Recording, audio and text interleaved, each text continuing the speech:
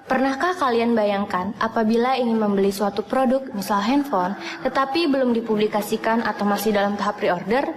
Bagaimana jika kalian ingin membeli suatu produk tapi tidak tahu bentuk fisik dan spek dari handphone tersebut? Atau bagaimana jika kalian sudah mengetahui spek dari handphone tersebut, namun tidak tahu bentuk fisiknya seperti apa? Tentunya hal ini akan membuat kalian ragu, bukan? Oleh karena itu, banyak perusahaan gadget yang terlebih dahulu membuat prototipe suatu produk tersebut sebelum dipasarkan. Apa sih prototipe itu? Prototipe berasal dari bahasa Latin proto yang berarti asli dan typus berarti bentuk atau model. Biasanya di Indonesia disebut purwarupa. Prototipe adalah suatu produk atau sistem informasi yang biasanya dibangun untuk tujuan demonstrasi atau sebagai bagian dari proses pembangunan. Sebuah prototipe dibuat sebelum dikembangkan atau justru dibuat khusus untuk pengembangan sebelum dibuat untuk skala sebenarnya atau sebelum diproduksi secara massal. Proses pembuatan prototipe merupakan proses yang interaktif dan berulang-ulang yang menggabungkan langkah-langkah siklus pengembangan tradisional.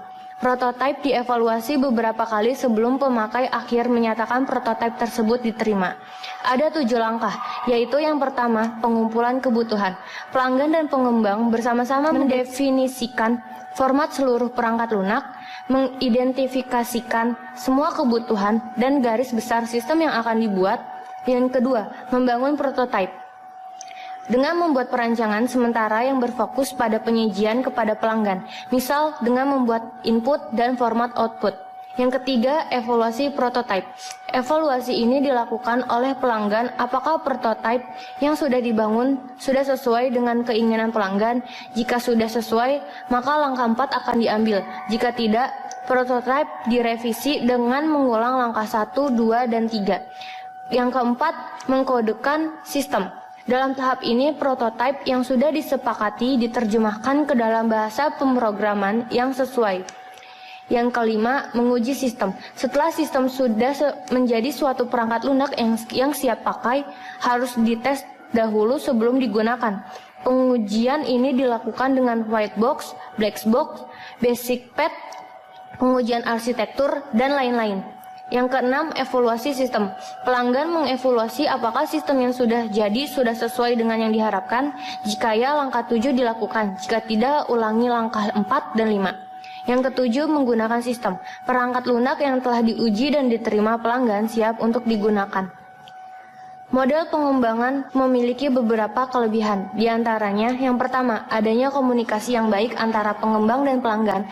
Yang kedua, pengembang dapat bekerja lebih baik dalam menentukan kebutuhan pelanggan. Yang ketiga, penerapan menjadi lebih mudah karena pemakai mengetahui apa yang diharapkannya. Yang keempat, membuat klien mendapat gambaran awal dari prototipe.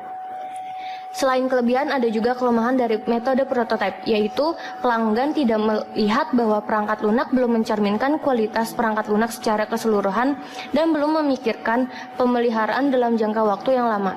Oleh karena itu, metode prototipe sangat diperlukan dalam metode pengembangan sistem informasi untuk menghindari kesalahan dari hasil akhir sebuah produk sebelum diproduksi secara massal dan dipasarkan.